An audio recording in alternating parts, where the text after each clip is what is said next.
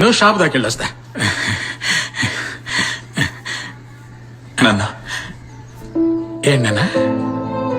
నా జీవితంలో నేను నిన్నే ఎక్కువ కష్టపెట్టాను నాన్న. న్యాయంగా చూస్తే నువ్వే నా మీద ఎక్కువ కోపడాలి నాన్న. అన్న నన్ను కొట్టు తిట్టు ఏమైనా చేయనాను, కానీ దయచేసి లోపలే పెట్టుకుని కుమిలిపోకు నాన్న.